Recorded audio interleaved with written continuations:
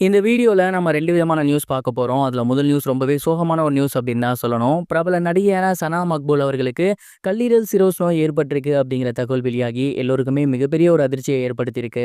Modelling மூலியமா cinema துறைக்குள்ள நுழைஞ்சு ரசிகர்கள் மத்தியில மிகப்பெரிய வரவேற்பு பெற்றிருந்தவங்க தான் சனா மக்பூல் அவர்கள். இவங்க வந்து ஹிந்தியில ஏகப்பட்ட சீரியல்ஸ் பண்ணியிருக்காங்க. அண்ட் அதுல கிடைச்ச புகழின் மூலியமா படங்கள்லயுமே நடிக்க ஆரம்பிச்சாங்க. தமிழ்ல கௌதம் கார்த்திக் அவர்கள் நடிச்சிருந்த ரங்கூன் படம் இருக்கு இல்லையா, அந்த ஒரு படத்துல பாத்தீங்கன்னா இவங்க ஹீரோயின் கேரக்டர் பண்ணியிருந்தாங்க. அந்த படம் மிகப்பெரிய அளவுல வெற்றி பெறல.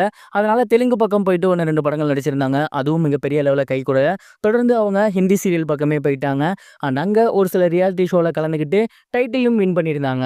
இந்த ஒரு நிலையில சனா மக்பூல் அவர்கள் ரீசெண்டா அவங்களோட சோசியல் மீடியா பேஜ்ல போஸ்டர் ஒன்று ஷேர் பண்ணியிருக்காங்க. அதுல எல்லாருமே பார்த்து பயங்கரமா ஷாக் ஆகுற அளவுக்கு நிறைய விஷயங்கள் சொல்லியிருக்காங்க. குறிப்பா அவங்க என்ன சொல்லியிருக்காங்க அப்படின்னா, கடந்த சில மாதங்களாகவே என்னோட உடல்நிலையில ஏகப்பட்ட பிரச்சனைகள் இருக்கு. சின்ன வயசுல இருந்தே கல்லீரல் அழற்சியால நான் வந்து பாதிக்கப்பட்டிருக்கேன். அதற்கான சிகிச்சை எடுத்து வந்துட்டு இருக்கேன். இப்ப கல்லீரல் சிரோஸ் அப்படிங்கிற ஒரு பிரச்சனை எனக்கு இருக்கு. அண்ட் இதனால நாளுக்கு நாள் என்னோட உடல்நிலை அப்படிங்கிறது ரொம்ப மோசமாகிட்டே வருது. தொடர்ந்து இதற்கான ட்ரீட்மெண்ட் எடுத்து வந்துட்டு இருக்கேன். இதற்கு முறையான சிகிச்சை அப்படின்னா அறுவை சிகிச்சை. ஆனா அதை காட்டிலும் குணப்படுத்துறதுக்கு ஒரு சில மெத்தட்ஸ் இருக்கு. அதை தான் இப்போதைக்கு நான் ஃபாலோ பண்ணிட்டு இருக்கேன்.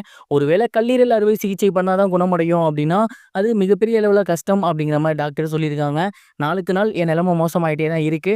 பட் இருந்தாலும் தொடர்ந்து நான் நம்பிக்கை விடாம என் மேலேயும் நம்பிக்கை வச்சு கடவுள் மேலேயும் நம்பிக்கை வச்சு முழு மனசோட தைரியமா ஓடிக்கிட்டு இருக்கேன். கூடிய சீக்கிரமே நான் நல்லபடியா வருவேன் அப்படிங்கிற மாதிரி ரொம்பவே எமோஷனலா ஷேர் பண்ணியிருக்காங்க.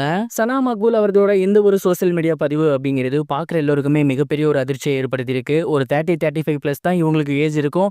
இந்த ஒரு சின்ன வயசுல இவங்களுக்கு இப்படி ஒரு பிரச்சனையா அப்படின்னு ரசிகர்கள் எல்லாருமே அவங்களுக்கு ஆறுதல் சொல்லி வந்துட்டு இருக்காங்க. கண்டிப்பா நீங்க இந்த ஒரு பிரச்சனையில இருந்து மீண்டு வருவீங்க, மறுபடியும் சினிமால நடிப்பீங்க அப்படிங்கிற மாதிரி ரசிகர்கள் நம்பிக்கை அளிச்சு வந்துட்டு இருக்காங்க. இந்த விஷயம்லாம் நடந்தா ரொம்பவே நல்லா இருக்கும். இது ஒரு புறம் இருக்க, காமெடி ஆக்ட்ரஸ் மதுமிதா அவர்கள் ரீசெண்டா குக் வித் கோமாளியில பேசியிருக்கக்கூடிய ஒரு விஷயம் அப்படிங்கிறது சோசியல் மீடியால பயங்கர வைரலா போய்கிட்டு இருக்கு.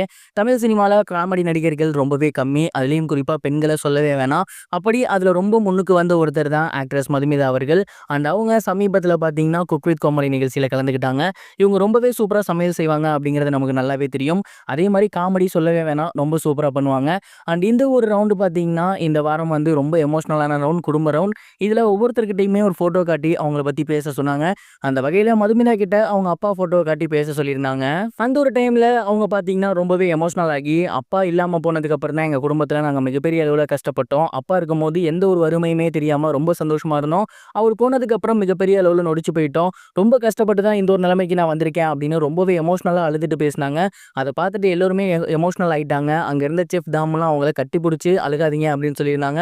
அண்ட் கண்டிப்பா இந்த ஒரு எபிசோட் அப்படிங்கிறது ரொம்பவே எமோஷனலா இருக்கும்னு நான் நினைக்கிறேன். நீங்க இதை பத்தி என்ன நினைக்கிறீங்க? கமெண்ட் பாக்ஸ்ல ஷேர் பண்ணுங்க. இது வரைக்கும் கனெக்டிங் டிவிக்கு சப்ஸ்கிரைப் பண்ணனா மறக்காம சப்ஸ்கிரைப் பண்ணிக்கங்க. உடனடி அப்டேட்ஸ் பெறுவதற்கு நோட்டிஃபிகேஷன் பெல்லையும் கிளிக் பண்ணிக்கங்க.